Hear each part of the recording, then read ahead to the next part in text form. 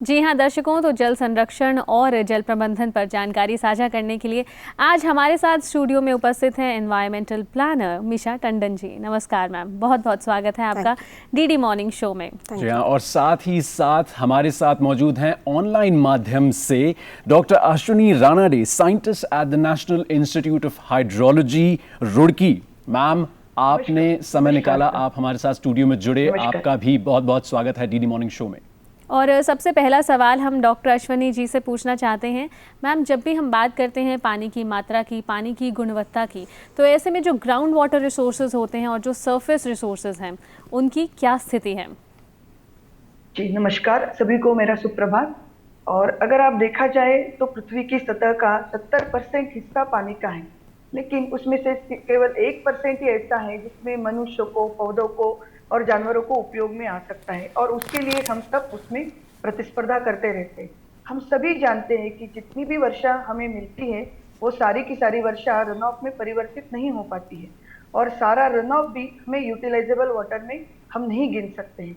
इसीलिए इसके हर प्रत्येक चरण में कुछ न कुछ हानि होती रहती है, जिसमें कि इवापोट्रांसपिरेशनल लॉस जिसे बोला जाता है वो बहुत अहम होता है।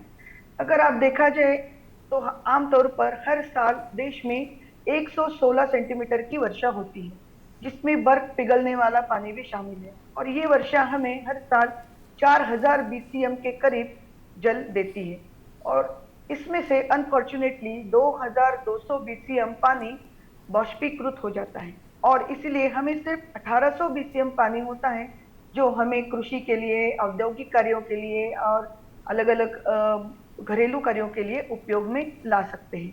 और ये पानी हम दो जगह उसको डिवाइड कर सकते हैं, जिसमें से कि 690 बीसीएम पानी होता है वो सतही जल के रूप में आता है, और 433 बीसीएम पानी जो भूजल के रूप में हम लेते हैं। लेकिन जो उपलब्ध वर्षा है, जिसे हम यूटिलाइजेबल वाटर कहते हैं, उसे हम कई तरीके से और कई बाधाओं की वजह से पूरी तरीके से इस्तेमाल में नहीं ला सकते, जिसमें कि टोपोग्राफी अहम है, और भंडारण जैसी समस्या है कि हमारे पास स्टोरेज नहीं है। तो इसीलिए सेंट्रल वाटर कमीशन ने 2019 में एक जानकारी दी, और इसके अनुसार उन्होंने बताया कि हमारे पास अभी पूरे देश में 5334 बांध उपलब्ध है, और उसमें 411 जो बांध है वो निर्माणाधीन है, और इन सब को कुल मिला के अगर हम उसकी क्षमता देखें तो वो सिर्फ 325 बीसीएम तक मैक्सिमम उपलब्ध है।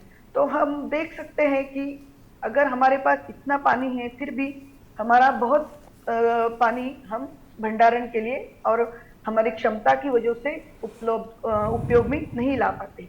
अगर आप देखें तो हमारे देश में अगर 1.4 बिलियन लोग हैं, और अगर उन्होंने सोचा कि उस पानी का सबको इक्वली हम डिस्ट्रीब्यूट करें, तो हर एक को करीब करीब 3500 लीटर 3500 लीटर पानी पर डे मिलना चाहिए, लेकिन ऐसा मिलता नहीं है।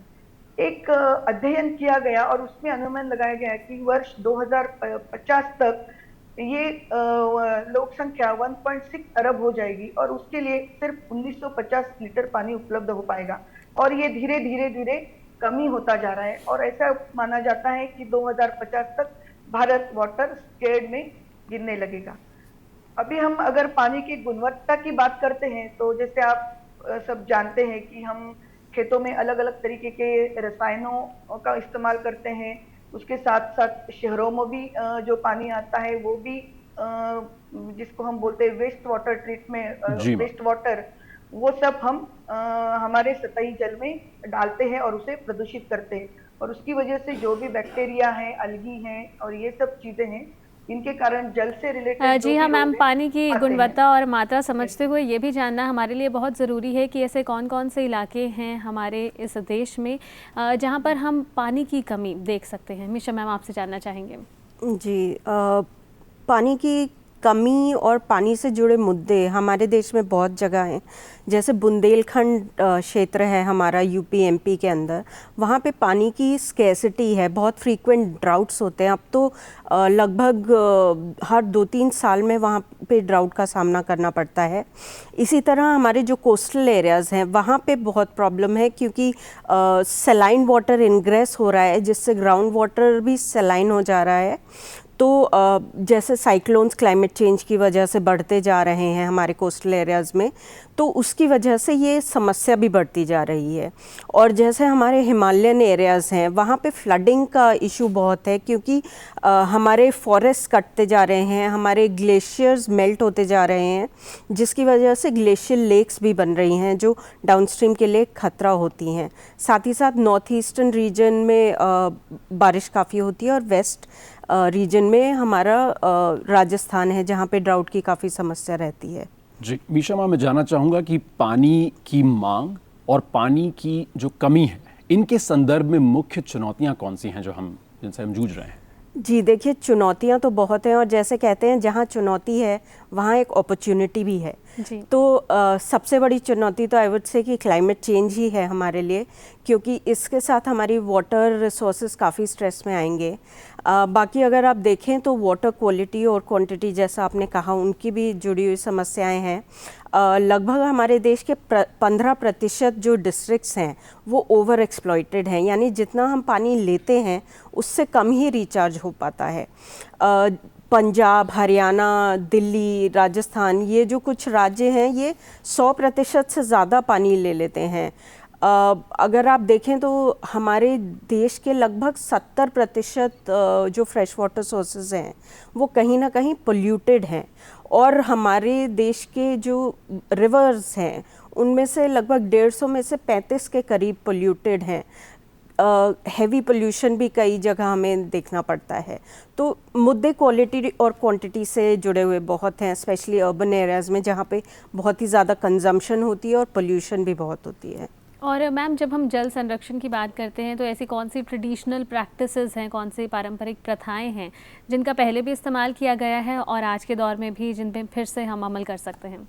जी देखिए, ट्रेडिशनल विजडम जो है ये इंडिया की स्ट्रेंथ है।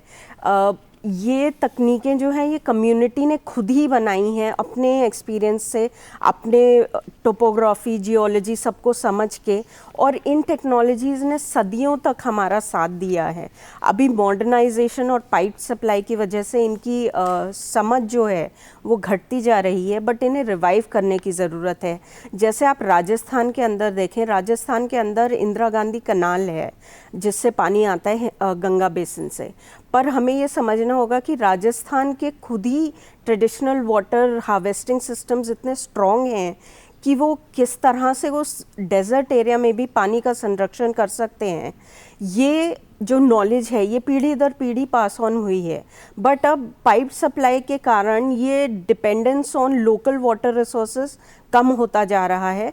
और आप ये देखिए कि ग्लेशियर मेल्ट और पॉपुलेशन इंक्रीज़ के साथ हमारे गंगा बेसिन पे भी प्रेशर्स बढ़ते जा रहे हैं।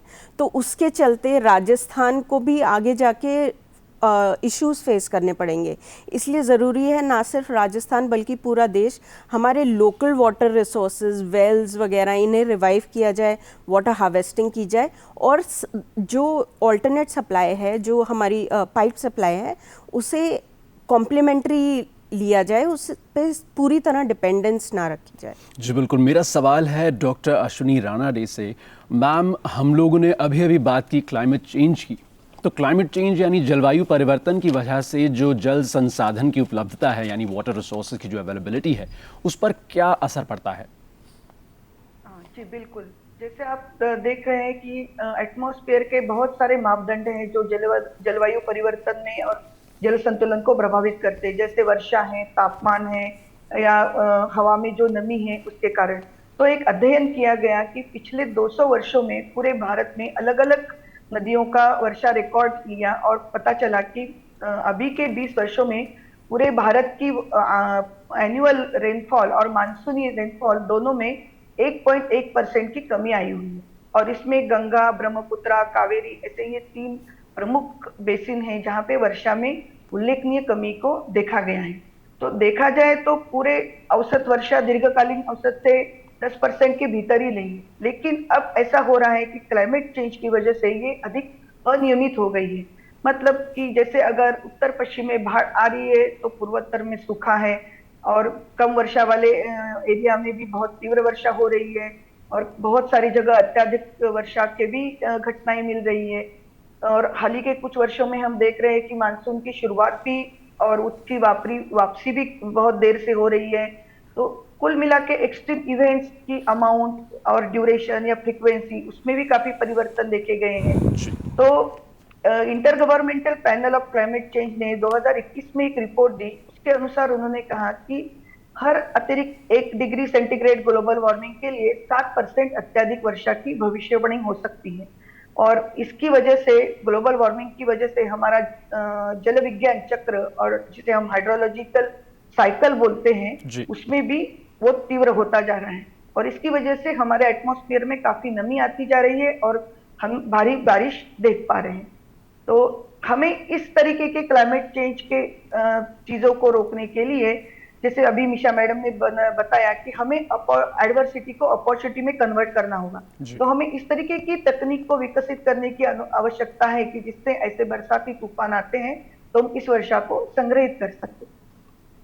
जी बिल्कुल। मैम, मैं आपसे जानना चाहूँगा कि वो कौन कौन से ज़रूरी उपाय हैं जो सरकार की तरफ से किए जा रहे हैं जल संरक्षण और जल प्रबंधन को लेकर।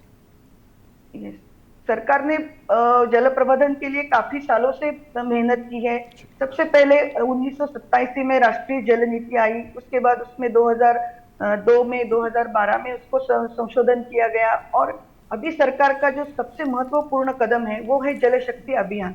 इसके तहत प्रत्येक देश के नागरिक को पानी के महत्व को, इसकी सीमित उपलब्धता को और इसके संरक्षण के बारे में पूरी लोगों को जागरूक करने का मिशन उन्होंने लिया हुआ है। और ये एक ऐसा अभियान है जो कि जल शक्ति मंत्रालय द्वारा शुरू हुआ था 2019 में, कि जिसमें सिर्फ 256 जिलों को पहले कवर किया गया था, लेकिन 2022 आते आते 729 जिलों को उन्होंने कवर किया गया।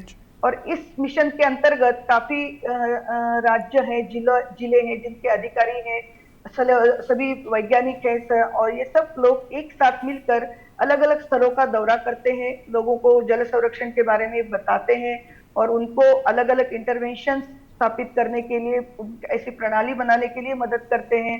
और इसके अंतर्गत पिछले साल, जो कि हमारा भारत का अमृत महोत्सव था, तो 75 अमृत सरोवरों का निर्माण हर एक जिले में करने का संकल्प किया गया और वो काफी हद तक सफल भी रहा। इसके साथ साथ जल शक्ति मिशन में हर जिला मुख्यालय में एक जल शक्ति केंद्र को स्थापित किया गया। और ये केंद्र ऐसा है कि जो लोगों को अलग अलग तरीके की जानकारी देता है और उनको अलग अलग इंटरवेंशंस के लिए तकनीकी मार्गदर्शन भी करता है। तो ये एक सरकार का उद्देश्य था। दूसरा है कि इंटरबेसिन वाटर ट्रांसफर, जो कि सबसे महत्वाकांक्षी प्लान है, और इसके उद्देश्य है कि जिस बेसिन में कम पानी है उसको जी हाँ, बिल्कुल मैम, बहुत ही अहम जानकारी आप हमारे साथ साझा कर रही हैं। और हम जानते हैं कि इंडिया एक डाइवर्स नेशन है, बहुत सी कम्युनिटी समुदाय यहाँ पर मौजूद हैं। तो मिशा मैम, आपसे जानना चाहेंगे कि जल संरक्षण के लिए जो समुदाय हैं किस तरह से वो अपनी भागीदारी सुनिश्चित कर रहे हैं। जी देखिए, सबसे पहले तो हमें ये समझना होगा कि ये हमारे कल्चर में है, हमारे ट्रेडिशन में है कि community ownership of water resources हमेशा से कम्युनिटी ने ही ध्यान रखा है। पर जब हम ब्रिटिश रूल में आए तो गवर्नमेंट को ये ओनरशिप ट्रांसफ़र हो गई, जिसकी वजह से कम्युनिटी का ये कनेक्ट टूट गया है।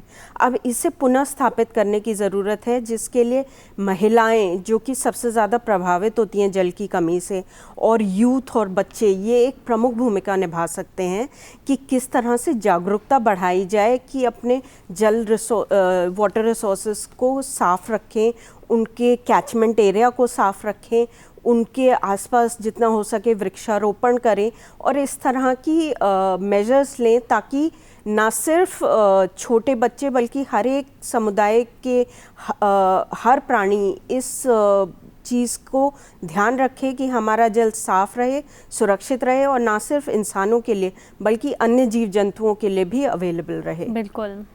और जल की प्रत्येक बूंद जो है वो हमारे लिए बहुत ज़रूरी है। वाटर कंजर्वेशन और वाटर मैनेजमेंट पर बहुत ही महत्वपूर्ण जानकारियाँ हमारे साथ साझा की स्टूडियो में उपस्थित हमारी एक्सपर्ट एनवायरमेंटल प्लानर मिशा टंडन जी ने। बहुत बहुत शुक्रिया आपका। धन्यवाद। जी हाँ, और साथ में हमारे साथ जुड़ी थी doctor Ashwini Ranade, scientist at the national institute of hydrology Roorkee. Ma'am, आपने समय निकाला, हमारे साथ स्टूडियो में जुड़े, इतनी ज़रूरी जानकारियाँ साझा की, आपका बहुत बहुत शुक्रिया।